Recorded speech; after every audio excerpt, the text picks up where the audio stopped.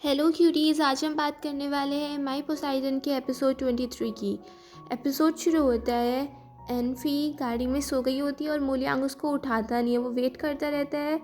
फिर वो अचानक से जैसे ही एनफी को टच करता है, एनफी उठ जाती है। वो देखती है कि हम काफ़ी देर से यहीं पे हैं, तो वो कहती है तो मुझे पहले ही उठा देते। मोलियांग कहते हैं कि मुझे लगा तुम्हारी हेल्थ भी अभी ठीक नहीं है, तो तुम जितना ज़्यादा रेस्ट कर सको उतना ज़्यादा कर लो। एनफी कहती है मैं इतनी बूढ़ी नहीं हुई कि तुम्हें मेरी हेल्थ की इतनी ज़्यादा चिंता करनी पड़ेगी। मोलियांग कहता है कि मैंने देखा है तुम्हारे और ये हाई के बीच में शायद कुछ प्रॉब्लम्स हैं, अगर वो लैब की वजह से है या मेरी वजह से है। एनफी कह देती है कि नहीं, आपकी वजह से ऐसी कुछ नहीं है और ना ही लैब की वजह से इसमें कुछ होने वाला है। ये तो मेरा वर्क है, ये मेरी रिसर्च है और मैं इसको ख़राब नहीं होने दूंगी। हमारे बीच में ऐसा कुछ नहीं होगा। डुवेंजीशी ये हाई को आके बताता है कि बॉस आपकी बोट मैंने तैयार कर दी है और मैंने देखा है वो मशीन भी तैयार कर रहे हैं वहाँ पे आइलैंड पे लेके जाने के लिए। ये हाई कहता है कि जैसे ही वो मशीन्स वहाँ पहुँचे तुम कानूनी तरीके से तैयार रहना बिल्कुल। लैब में मोलियांग एंड एनफी देखते हैं तो उनको पता चलता है कि जो उनका एक्सपेरिमेंट है वो काफ़ी हद सक्सेसफुल हो रहा है। जूम आओ एक पार्सल लेके आती है डॉक्टर ल्यूलैन के लिए और उसको ल्यूलैन देख के काफ़ी शॉक्ड हो जाती है।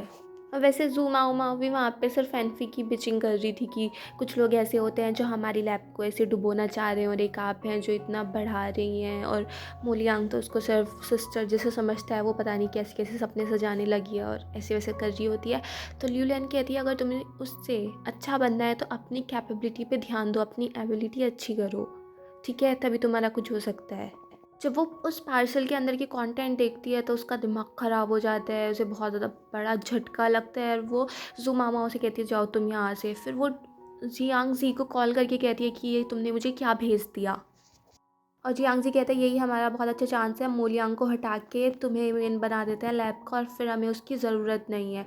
अब ये सब कुछ हम अपने कंट्रोल में कर सकते हैं। और ल्यूलैन कहती है कि नहीं, मैं ऐसा बिल्कुल भी नहीं करूँगी और मैं मोलियांग के साथ ऐसा इतना बड़ा धोखा नहीं करूँगी। ल्यूलैन कहती है कि अब मैं और कुछ नहीं करूँगी जो तुम मुझसे कहोगे, मैं अब बिल्कुल भी कुछ नहीं करूँगी। जियांगजी कहता है कि क्या तुम अब पलट सकती हो, तुमने जो इतना कुछ किया है क्या तुम उस सबको चेंज कर सकती हो। और फिर ल्यूलैन फ़ोन काट देती है। एनफी जब अपने लैब के लोगों के साथ बैठी थी वहाँ पे जू माओ माओ आके कहती है कि तुम्हारा ये है आजकल ये कर रहा है और तुम उसको संभाल भी नहीं रही हो, तुम्हारी वजह से हमारी लैब में क्या क्या हो रहा है और तुम कुछ कर भी नहीं रही हो। एनफी कहती है कि ये हाई के पास पैसा है, उसका अपना आइलैंड है, वो अगर अपने आइलैंड को प्रोटेक्ट करना चाहता है तो इसमें हम क्या कर सकते हैं, वो कुछ भी करे, उसकी मर्जी है।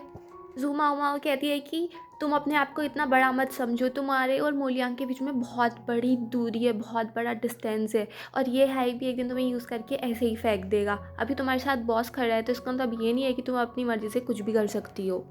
एनफी कहती है वो मेरा बॉस नहीं है, वो मेरा बॉयफ्रेंड है, इसलिए मेरी जो मर्जी में है वो कुछ भी कर सकती हूँ। रिसर्चर कैंग एनफी से आके पूछता है क्या ये है सच में तुम्हारा बॉयफ्रेंड है या सिर्फ तुमने जूमा उमाओ को ऐसे गुस्सा दिलाने के लिए ये सब कुछ बोल दिया था। एनफी कहती है कि वो मेरा सच में बॉयफ्रेंड है।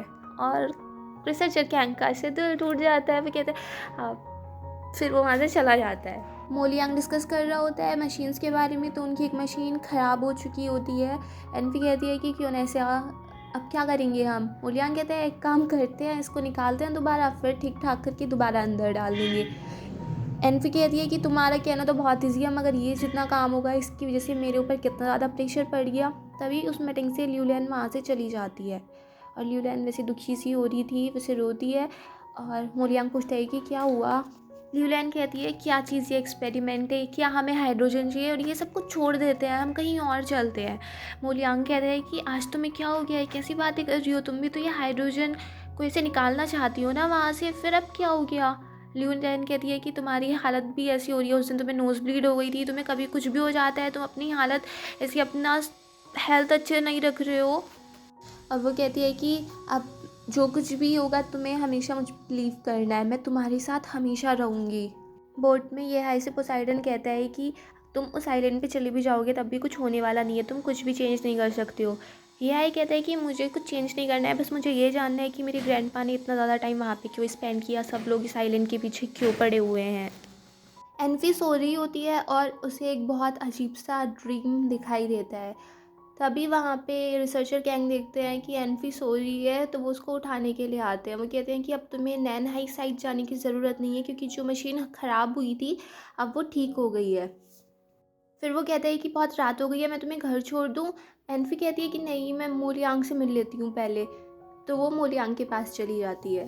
एनफी मोलियांग से पूछती है कि जो हम रिसर्च कर रहे हैं, क्या ये ठीक है, क्या इससे किसी को नुकसान नहीं होगा, और क्या ये सब कुछ जो हम कुछ कर रहे हैं ये सब ठीक रहेगा। मोलियांग कहते हैं कि ऐसे क्वेश्चन आज क्यों आ रहे हैं, हम साइंटिस्ट हैं, हमारा तो काम ही यही है। अगर हम भी कुछ नहीं करेंगे तो हमारे देश का डेवलपमेंट कैसे होगा, रिसर्च प्रोग्राम कैसे आगे बढ़ेगा। अगर सभी इसी तरीके से सोचने लगेंगे तो हमारे देश तो यहीं पे रुक जाएगा, उसकी तरक्की ही नहीं होगी। मोलियांग कहता है कि पहले मेरे दिमाग में भी ऐसे ख्याल आते थे जब मैं एक ट्रेनी था, मगर हमें अपने देश के बारे में भी तो सोचना होता है। फिर एनफी फ़ोन निकाल लेती है कॉल करने के लिए, तो मोलियांग कहते हैं कि उसे कॉल मत करो, मैं उससे बैग नहीं करूँगा कि हमें अपना आइलैंड बोरो करने के लिए दे दो। तो एनफी कहती है मैं उसको कॉल नहीं कर रही थी, मैं सिर्फ अपनी मॉम को फ़ोन लगा रही थी।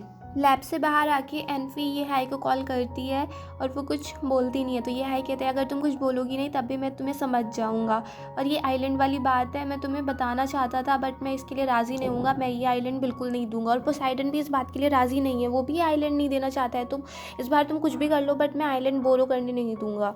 एनफी कहती है कि अभी तो मैंने कुछ कहा भी नहीं है और तुमने पता नहीं अपने दिमाग से क्या क्या लगा लिया, तुम तो मुझे अपनी गर्लफ्रेंड समझते ही नहीं हो। अगर तुम मुझे समझते तो तुम ये सारी बातें मुझसे डिस्कस नहीं करते पहले, तुम तो मुझे बस अपने पहले की तरह लड़कियों जैसे समझते हो कि कुछ बताना नहीं है। और फिर ऐसे करके एनफी फ़ोन कट कर देती है। बाद में यह चेक करता है तो एनफी ने उसको पहली मैसेज सेंड किया होता है, बट जहाँ पे ये आया था वहाँ पे सिग्नल नहीं आ रहे थे, तो इसलिए वो मैसेज बाद में रिसीव होता है। तो उस मैसेज को देख के यह खुश हो जाता है कि चलो उसका मूड ठीक था बट मैंने ख़राब कर दिया। एनफी घर पे आती है, वो एक नोट देखती है लगा हुआ, उसको लगता है कि ये हाय वापस आ गया। और जैसे वो गेट खोलती है तो सामने ये हाय का भाई ये टियान खड़ा होता है। वो कहता है कि मुझे ये हाय से मिलना था बट अब वो नहीं है, तो चलो मैं तुमसे ही बात कर लेता हूँ। वो एनफी को ले जाता है एक होटल में और वो डिस्कस करते हैं। ये टियान कहता है कि तुम्हें नहीं लगता कि ये हाय को कुछ हो गया है, वो कैसे डिसीज़न ले रहा है, वो जब से ग्रीस में तुमसे मिला है उसके बाद उसे कुछ प्रॉब्लम हो गई है। जब वो आया था तो अपने आप को एक टाइम पे पोसाइडन भी कह रहा था, उसने एम्फीट्राइट के लिए एक कंपटीशन भी रखा था, वो ऐसी हरकतें कर रहा है। शायद उसके दिमाग में कुछ हो रहा है कि उसकी अनकॉन्शियसनेस कुछ करा रही है और उसको फील भी नहीं हो रहा है मैं क्या क्या कर रहा हूँ। वो अब जैसी हरकतें कर रहा है वो पहले ऐसा बिल्कुल भी नहीं था। वो जैसे डिसीज़न ले रहा है उसने पहले कभी ऐसा कुछ नहीं किया। वो आइलैंड देने से ही मना कर रहा है कि इससे तुम्हें भी प्रॉब्लम नहीं हो रही है, तुम्हारी लैब को दिक्कत नहीं हो रही है। मेरा एक ही भाई है और मैं नहीं चाहता कि उसे कुछ भी दिक्कत हो।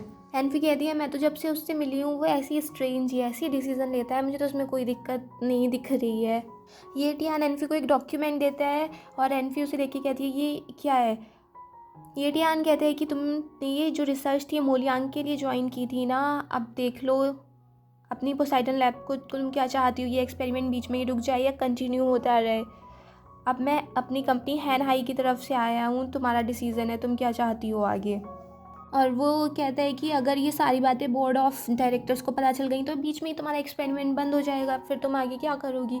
फिर उसके बाद ये टियान वहाँ से चला जाता है। फिर सोचती रहती है, वो घर पे आती है, वो बात करती है अब मिरर में कि मैं ये है ऐसे कैसे कहूँगी कि प्लीज़ हमें आइलैंड बोरो करने दो। वैसे काफ़ी ट्राई कर रही होती है। फिर एनफी बस सोचती रहती है मैं क्या करूँगी, और यही सोचते सोचते ये एपिसोड फिनिश हो जाता है। अगर आपको ये पसंद आया हो तो प्लीज़ मेरे चैनल को सब्सक्राइब करें, लाइक करें, शेयर करें, कमेंट करें and bye bye till next video.